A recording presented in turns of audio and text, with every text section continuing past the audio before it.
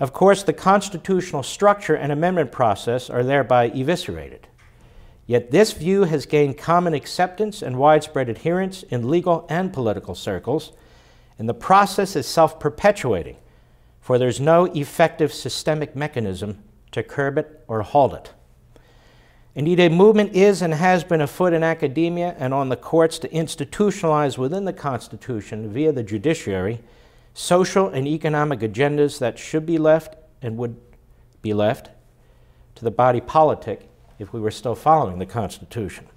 For example, Georgetown University law professor Robin West argues, we need a progressive jurisprudence, a jurisprudence that embraces rather than resists, that reinterprets our liberal commitment to the rule of law, the content of our individual rights, and the dream of formal equality. More inclusive interpretations, more generous reimagings could then undergird and in a principled way particular constitutional arguments. She said, rather than relentlessly buck, deconstruct, and vilify the seeming naturalness of legal arguments based on moral premises, we ought to be providing such premises and natural and general arguments of our own. But first, we need to reimage. I have no doubt she has tenure, and there you are. There's your tax money. Similarly, Yale Law professor Bruce Ackerman has campaigned to interpret, quote unquote, the Constitution's 14th Amendment to implement the so-called Second Bill of Rights, in which President Franklin Roosevelt declared that the federal government should ensure, quote, the right to a useful and remunerative job in industries or shops or farms or mines of the nation, to earn enough to provide adequate food and clothing and recreation, of every farmer to raise and sell his products at a return which will give him and his family a decent living, of every businessman, large and small, to trade in an atmosphere of freedom from unfair competition and domination by monopolies at home and abroad, of every family to a decent home, to adequate medical care and the opportunity to achieve and enjoy good health, to adequate protection from economic fears of old age, sickness, accident, unemployment, to a good education. In other words, the most massive top-down authoritarian state you can imagine. Ackerman said his aim is to redeem the lost promises of the 14th Amendment's vision of national citizenship through the enactment of framework statutes and the judicial development of the meaning of privileges and immunities of American citizenship. Of course, we know why the 14th Amendment was adopted. It was to ensure that the same citizenship and rights enjoyed by white people would be enjoyed by the freed African-American slaves, and had absolutely nothing to do with all this pablum. Now, for Georgetown law professor Louis Michael Seidman, the answer to the further centralization of government is not to waste time with deceptive and deceitful interpretations of constitutional provisions by his fellow law professors, as acceptable as that might be to those who seek to fundamentally transform America, but to abandon the Constitution outright. He is stating plainly what others in the legal profession have promoted less forthrightly. Seidman recently wrote, as the nation teeters at the edge of fiscal chaos, observers are reaching the conclusion that the American system of government is broken.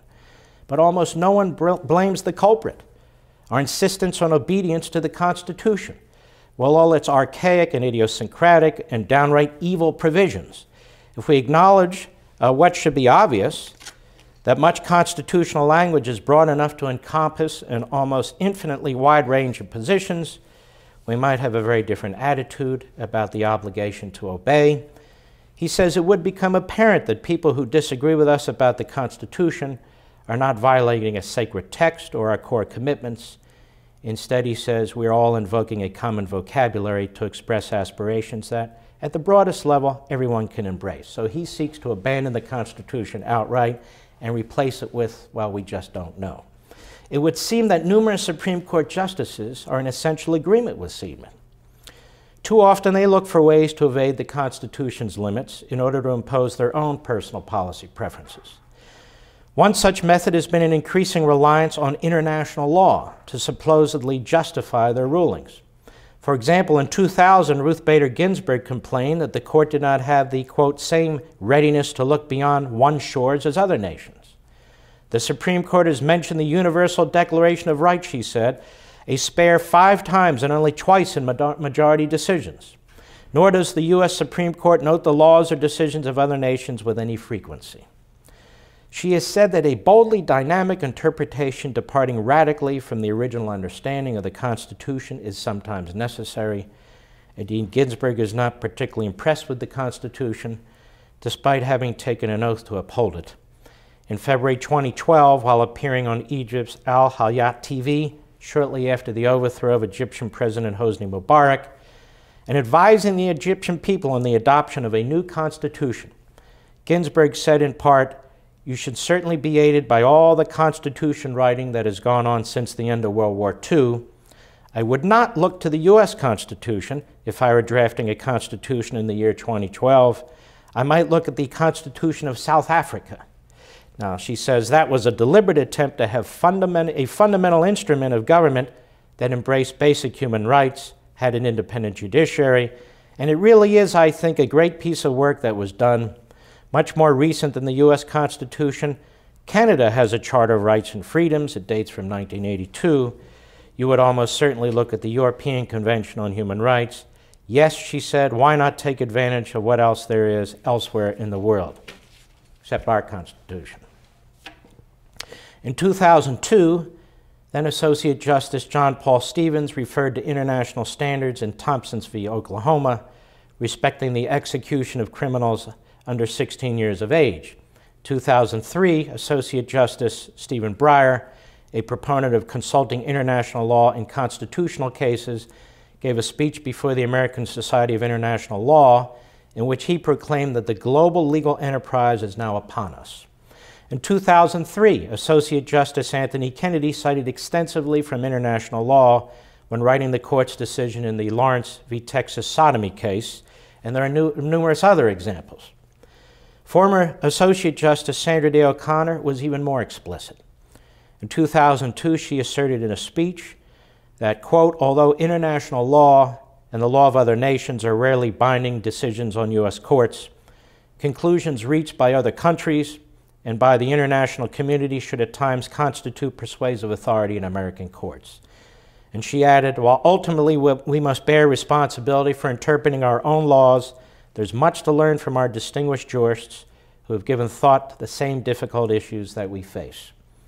In 2003, O'Connor wrote, as the American model of judicial review of legislation spreads further around the globe, I think that we Supreme Court justices will find ourselves looking more frequently to the decisions of other constitutional courts, especially other common law courts that have struggled with the same basic constitutional questions that we have: equal protection, due process, the rule of law, and constitutional democracies.